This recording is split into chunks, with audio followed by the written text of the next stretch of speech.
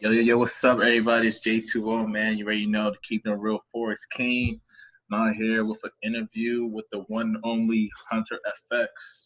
Hey, what's up, guys? Good to meet you. Nice to be here. Oh man, so like I The just Forex noticed, King, dude. That's yeah, we were looking at your channel right before this, and you got the crown in every damn thumbnail. It's absolutely hilarious, man. I love it. got Uh, to, man. I think it's kind of like how DJs, different DJs, they all have their thing, the different heads and stuff they put on their on when they go on stage. I think it's cool. Yeah, man, I gotta keep it real, man. The King is back on this YouTube platform. So like I noticed like this year it's been a crazy year with the whole coronavirus. So on YouTube, there's a lot of new people popping up, and that's when I ran to your page because I saw you did a reaction video to other traders. Um, and that's when I noticed your name that popped up. Yeah. Um, so can you like tell us like how did you like start trading forex? How did I start trading forex? Or you want to go into the reactions a little bit there because you're just kind of talking Um, reaction. but yeah, let's start with the reactions. So Yeah. So those reaction videos, they completely blew up, and it was something that I didn't really expect to happen. And it was like a series. I thought, there's a lot of other forex people out there, and a lot of their strategies just aren't good. And when I was learning, I was watching these strategies thinking as a beginner, okay, a lot of this stuff might be really useful and I would try to follow them. And then a lot of them were really bad. So I thought it would just be something kind of helpful. And I tried to put a funny spin on it. Some of the humor was taken in a wrong way, but um, basically I was just trying to hopefully correct some of the issues I saw in other strategies. And what I realized, what completely blew up the channel, because people who had seen these other traders, they would then see my video from like a suggested tab or something. So that's why, completely the channel from January, it completely skyrocketed in just a few months. I see. Cause I mean, cause I like some of these traders you call out, like some like, cause I've been trading since like 2015. I came on the Facebook scene, like joined these Facebook groups, and then learned about trading from like this one group called Ward Three Associates back in like 2015, and then 2015, man, damn. yeah, and then got into like what's it called, Forever Profit that people know about, like doing 2016. So, but basically, like around that time period, like there's people popping up and trading, and some were like a lot of fakes on like Facebook, fake screenshots, have Yeah. following, but they don't know how to trade. And like when you knew, you see all that going on, so you don't know who to trust. You see someone following, so you follow them, but they don't really know how to trade.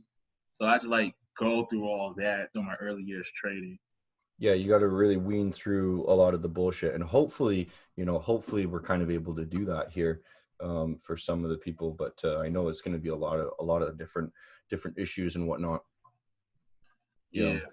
But like over the years, like I was able to like definitely like join different groups and learn from different traders. And then I feel like because there's so many different strategies, you gotta find what works for you. So like during my career in trading, I like learned a lot from different traders, whether it's from Q, Ryan, Daniel Savage. So there's so many different traders. They have their own different styles. And you could take Yeah. a little bit and learn from them. But Yeah. I saw like your first video, and I guess you mentioned that you definitely came from cryptocurrencies. So you're trading cryptocurrencies before forex. Yeah. So do you want me to go do a brief rundown of basically how I got into forex and whatnot? Yeah, so you started trading forex basically. Yeah, for sure. So 2017, I was in IT, so a lot of the IT guys, we knew about cryptocurrency before the public knew about cryptocurrency. So early 2017, I said, "Hey, look at this thing. This looks really cool." And then I bought some, and I made a bunch of money. And then we lost a lot of money after that. After we were trying to like fuck around and figure out, how to trade, but it was just randomly throwing darts at a board, right? And they Yeah, all hit basically until the market completely crashed and we lost a ton of money. Mind you, I was able to get out with some money. and I still have a lot of crypto holdings. From there, I realized, okay, well, crypto is just completely bonkers, right? So maybe we'll move over to Forex. After I started looking at the charts of Forex, I was like, okay, it's just going back and forth. It's ranging. It looks beautiful. It's so clean. I'll just learn this. And, obviously it was much harder than I thought. But I'm one of those people that when I'm doing something on my own, like not working for somebody else, I work incredibly hard. I will work 16 hours a day, and that's basically what I'm doing running the business now. As it's I work until I sleep, and that's basically what I did while learning. I would go to work, and I would learn how to trade. I would watch videos, in my earbuds there if I was doing some mindless task, or I would actually be trading at work until I would basically get fired for not working the actual job. It's funny, every single job I got fired within like a year because I was just trying to learn how to trade. And then I would move to the next job, and then I would keep learning how to trade or something like this, right? That was crypto and Forex. But I think once I jumped to Forex, it only took me maybe about 6-ish months until I was able to develop a system that I knew would be profitable. Mind you, I wasn't good at it yet. I just had data. And then I was able to then use that data over the next few months to actually apply it to my own knowledge. And I was basically just like testing things different out, watching YouTube videos saying, okay, does this work? And then I would back test a ton, and I'd be like, okay, after 50 sets of data, then maybe it could be profitable, right? So I would test a ton of things and then change it up, be like, okay, it's so close now. So I would be, okay, maybe if I just slightly change that. And then, it only took about 6 months of working every single day, right? On that. So it's pretty quick. But the mental stuff, it takes much longer, right? I'm still kind of struggling in little ways like that. So that was 2017. I jumped on Forex January 2019. So it's only been year and a half of trading Forex now, actually. And I'm reasonably comfortable. I know what I'm doing now for sure. That's good. So the type of trader you would say, would you consider yourself like a scalper or a swing trader at this point, or both? Neither. Like I'm more of a intraday. So my specific trading strategy, it's been evolving, and I'm trying to trade much less and less and less, and just be very, very picky with it now. So essentially, I'm on the West Coast. I wake up for the New York Open at 4:45, 15 minutes early, have my tea, sipping it here with a little straw. And then I look for basically one setup or one reversal. I take one trade a day, basically, and that's it. And it'll run for maybe 3 hours, and then I'll close it. I'll close before. Usually, it'll be closed before London close. Okay. Yeah, So, that 3 hour block, I think, from 5 a.m. to 8 a.m. That's basically, I'll look for one trade. If I don't see it, don't trade, right? It's very simple now. yeah, that's important for trading, to like have a schedule and decide what type of your trading plan, what time you're gonna trade, your ins and outs, part of like your trading for your strategy, to be like Yeah, dude. consistent. Because many people don't have that. Yeah, totally. And when I'm on the West Coast, I don't know if there's a lot of West Coast viewers on your channel there, but it's tough, man, to have to want to trade so everyone knows that the London session and the New York session are like the best, right? Most Yeah. volume, right? So you want to be opening up on that London session. So I was experimenting. I was waking up at midnight and going to bed at 4 p.m., waking up at midnight and then experimenting with that. And that's so mentally taxing. You can't get anything social done. You're sleeping during the sun. It's super hot out. And I was experimenting around. I think anyone West Coast, this is the best way. Just wake up 5 a.m. and then go for the New York session only.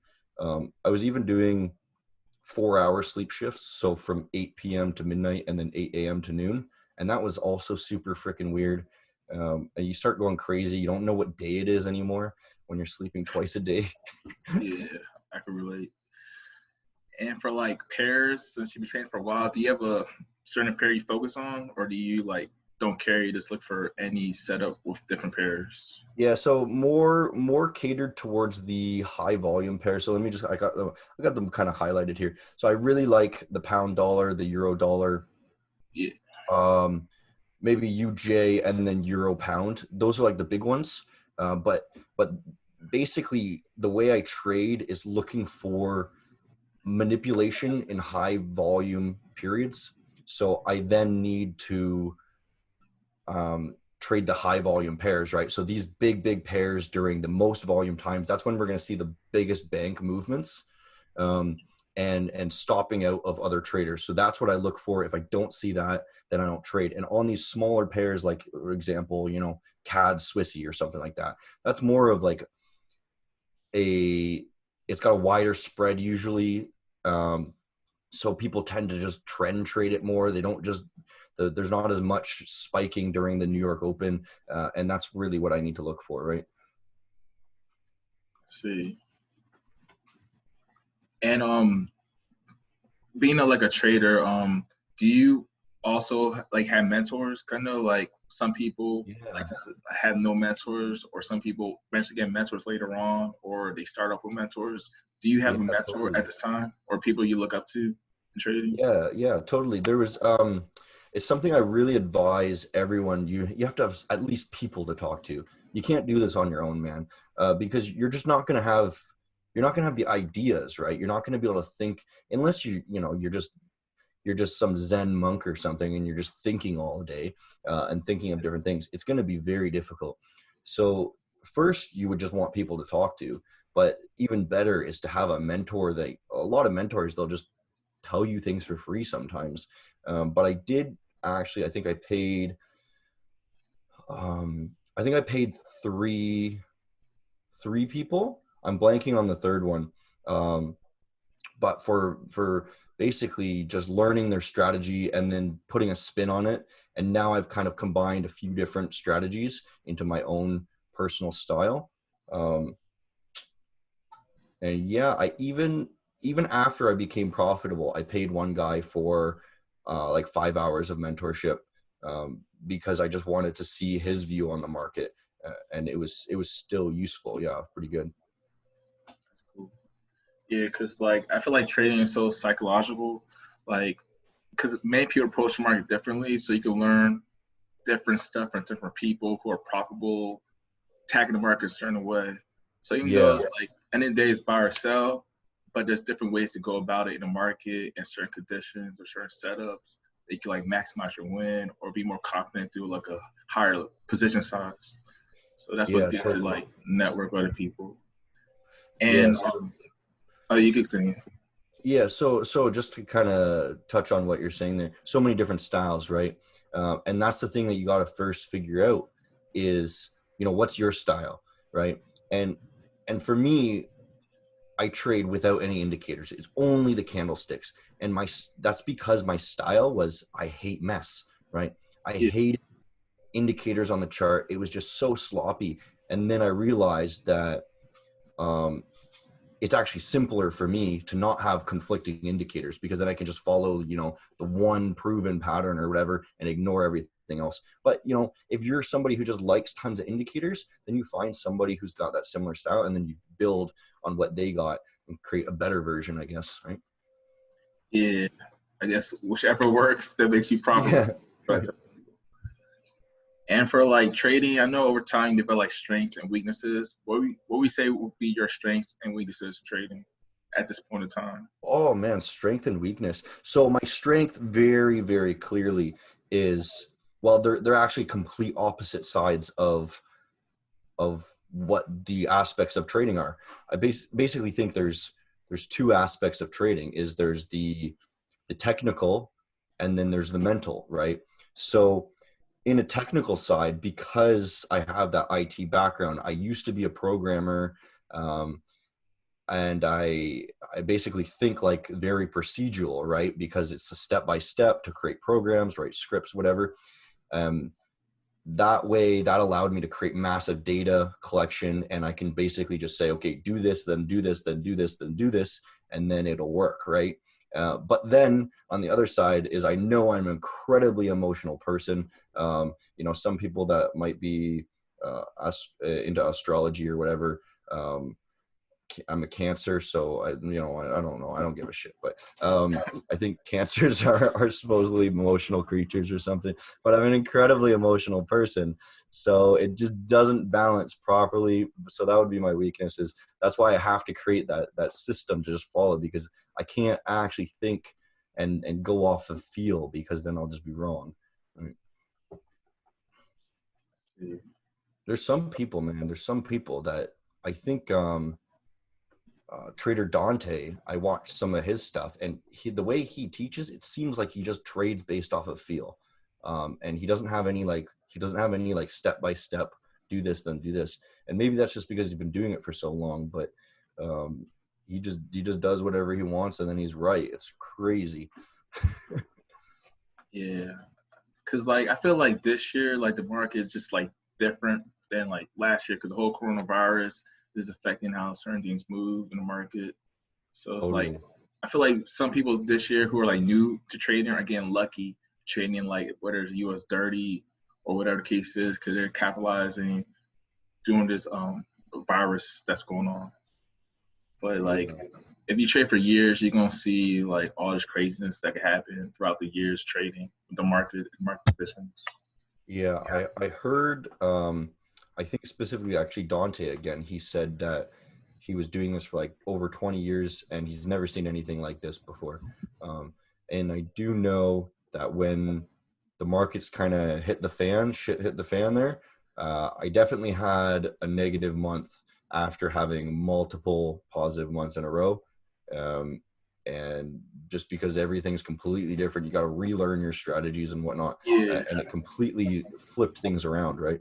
You always got to be ready, to change your strategy, because you don't know for sure if it's going to be working anymore in the next month.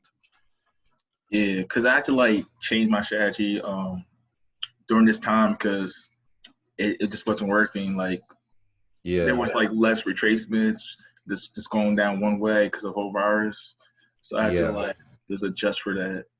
That's kind of what I noticed too. Like the market would just trend so hard, and a lot of how I was trading would be based off of like a pullback and then grabbing it into that retest. And basically what it seemed like it would do is it would only pull back when it's completely reversing. So it would just shoot up and then it would shoot the other way or something.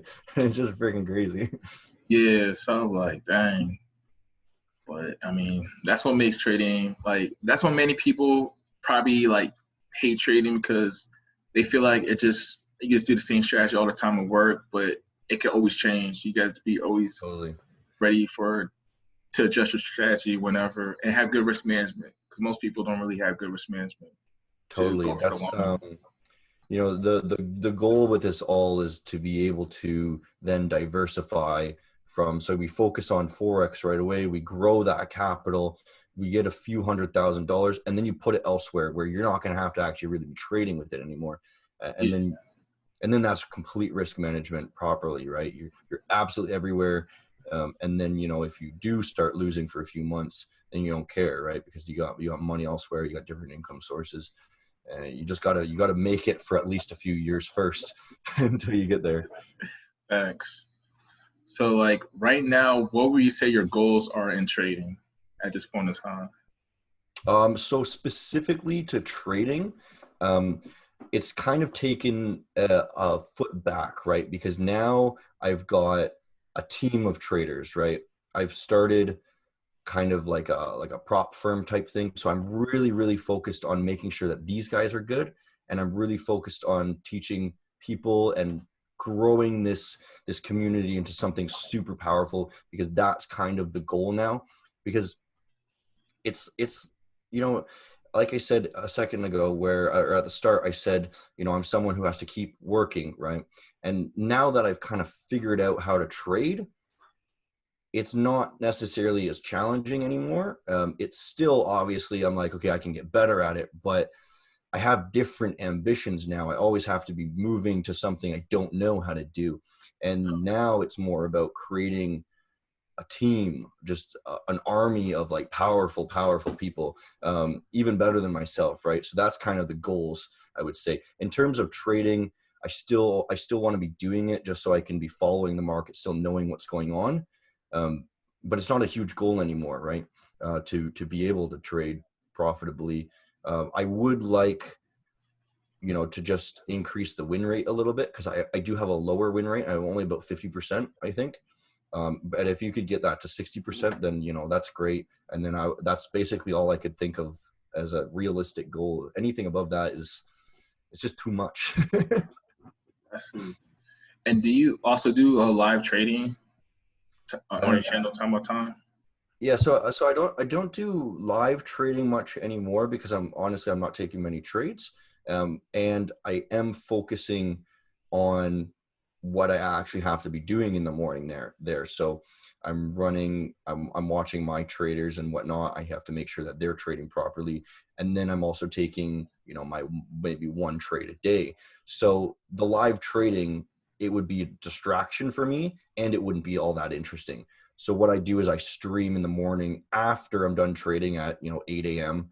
After the London session, and then I just go over. I say, okay, this is what kind of happened today. This is what I'm looking at for the rest of the week, and then I'll just do that for each session. That's all I can really offer anymore. We did a little bit back in the day of like more live stuff where I said, okay, I'm going to take this trade now if I happen to see it. But it was just ended up being a huge distraction, and it was taking away from my actual trading. And, honestly, my work is more important to me than teaching you guys on a live stream. So Yeah, I see. Cause this year I'm trying to like give back. That's why I'm trying to do like more live trading for like new yeah, people or experienced people, at least for like an hour or maybe two. yeah, that's totally something. If you offering live trading and it's actually working well, um, that's something that not many people can do. Maybe for a reason similar to mine, maybe because they don't know how to trade very well, or maybe they get nervous, something like that. I don't know. But if it's super rare, and if you can do it, man, props to you. I can't do it. It does take time, man. Because it's like an extra step in your process. Yeah, That's you got something. to be explaining why you're doing everything. It might actually be helpful to some people, because then you can be like, okay, walking through it slowly, because I'm gonna enter here because I see that level there, and then I'm seeing it sweep these levels or something like that. And okay, I'm gonna wait until this time. So you're explaining everything, and then it's slowing you down so you don't take impulsive decisions. So it might actually be really helpful for you. I don't know. Yeah, and if, like new people, it helps brushing your skills up because they ask questions that you like do like subconsciously, like you like do like all the time, but then you actually have to explain why you do what you do. So it's a Totally. little interesting. Yeah. I noticed starting YouTube helped me understand myself and my trading better, just because I had to explain everything over and over.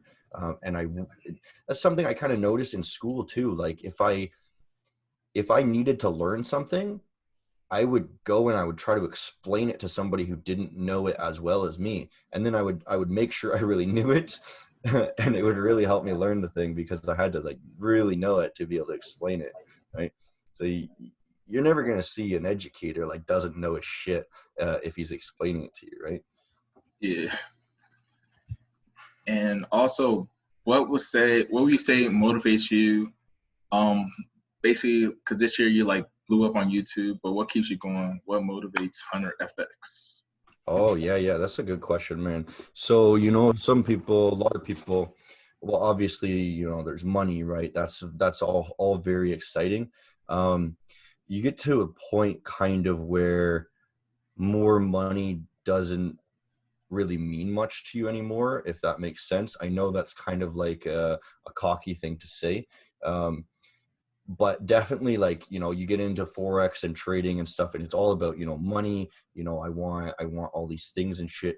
And then once, they become available, it's kind of like, it's not as exciting anymore. So the motivation is more like, it's a weird word. You might get judged. I might get judged for saying it, but it's like power, right?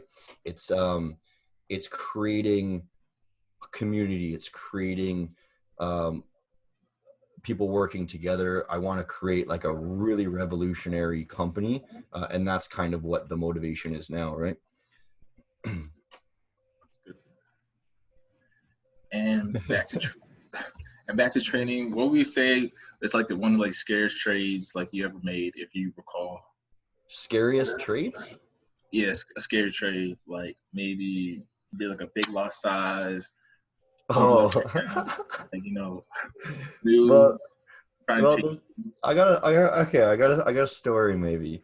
Um, well, obviously, there's tons of times where you go into MetaTrader and you're like, okay, I want to put like point 0.1 lot or whatever, and you accidentally put like 10 lots or something. You switch them around or something like that, right? And then you're like, oh fuck.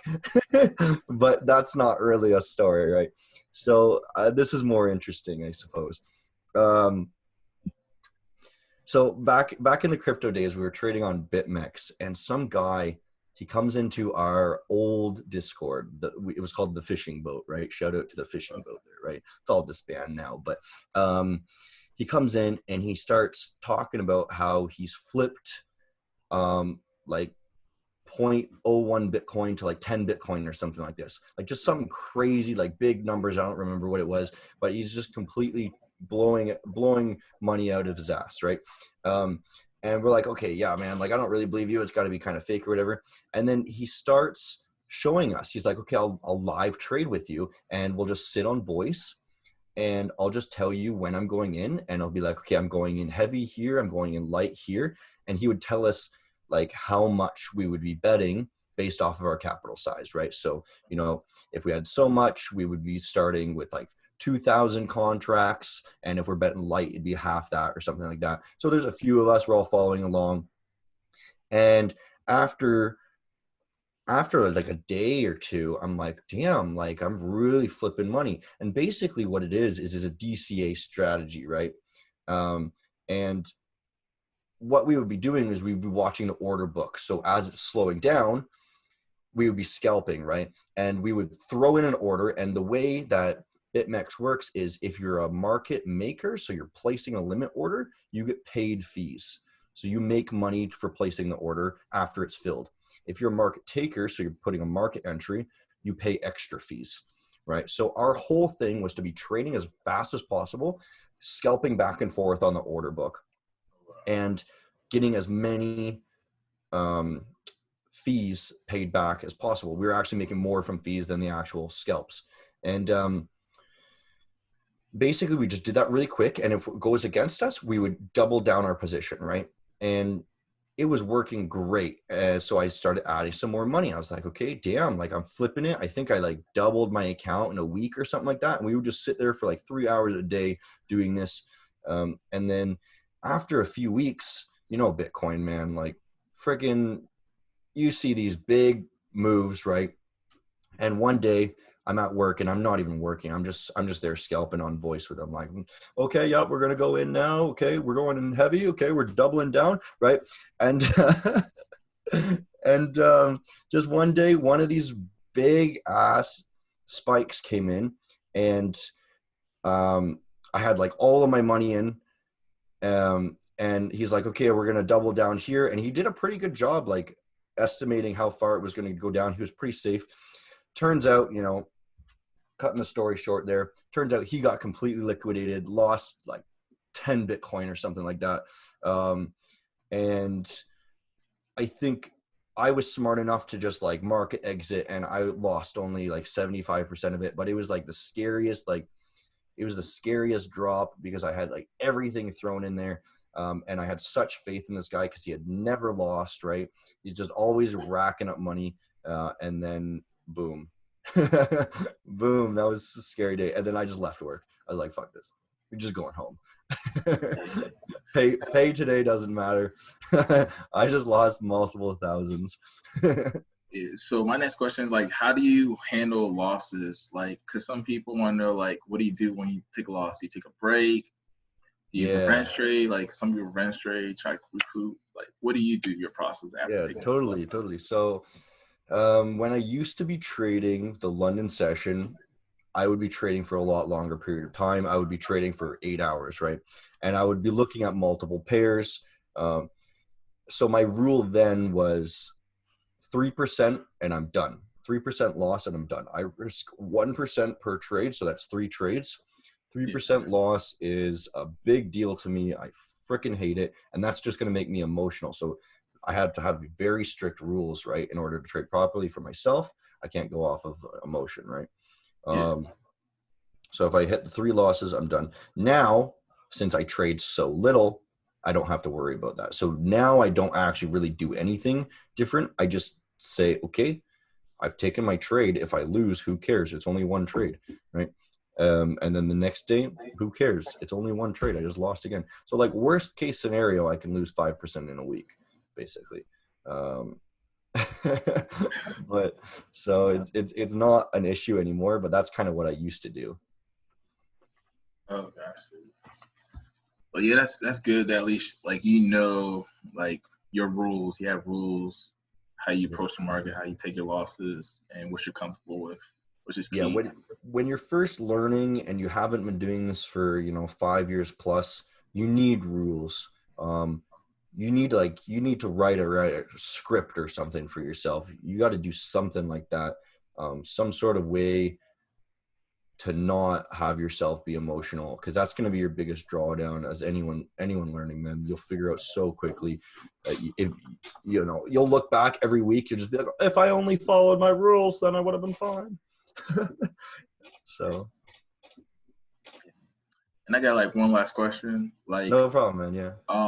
Where do you see yourself in the next 5 years doing this whole Forex trading thing on YouTube? Girlfriend says, she's like, Australia.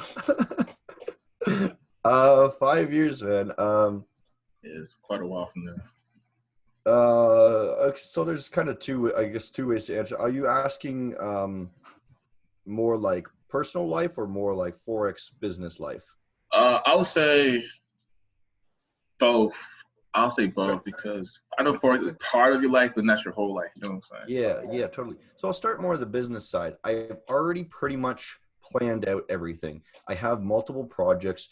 The thing that launched this year was a multi-trader signal group. I won't go in and plug that shit to you guys, but and then we did we're working on a copy trader type thing. And then next year I'm looking to hire on a whole IT crew, and I want kind of like a FTMO type thing, but I'm going to put my own spin on it, so it's a little bit different. So a funded trader program, and then we're making a brokerage. So in 5 years, I want a fully legally running brokerage under the Hunter FX name, all these different sub companies all kind of working together, and we're going to keep adding more and more stuff as we grow. I think 5 years, that's roughly where we'd be at. There's more stuff after that, like investment funds and shit. But that's big next level stuff, right? Yeah. Personal life. Well, I'm already kind of where I want to be living, but we're going to be traveling around a lot more. I want to be getting really cool vlogs posted to the channel there of like us traveling around, because there's a lot of places we're going to be traveling to. We are looking to move within the next couple years to, I want a place downtown, a nicer place, because as you can see here, I kind of look like I live in an attic or something. It's a nice location, but the building is old, so maybe a nicer place. Traveling around, life is pretty much where I want it to be in a sense, in most parts. So there's not a whole lot of difference in life other than a little bit of more traveling. Got to get better with my filming though. my camera, so I'm not very good at that. Yeah, I mean, 2020, the year of practicing camera skills, YouTube skills. The year of camera skills. Yeah, this Corona time. Yeah, it's Corona time. Yeah, totally. There's I noticed all the cameras and all the microphones and everything got like completely sold out. at the beginning of the year because everyone started working from home. They got to stream. Everything is sold out. I had to wait on back order for like 3 months for a freaking new microphone that's coming in. Yeah. All right, man. But yeah, thanks for hopping on this, interview session and getting a chance to finally meet and talk with the one and only Hunter FX. Go and follow. Definitely check out Hunter FX channel. He has good content, and you can learn some things. Cheers, man. Yeah, I appreciate it, dude. It was definitely fun. I appreciate being on here. This was my first interview, so it's life changing. Be the first, they're gonna hear about you over the years. Yeah, totally. All right, man. Man, take care. Stay blessed out there. Thank you, man. Talk to you later.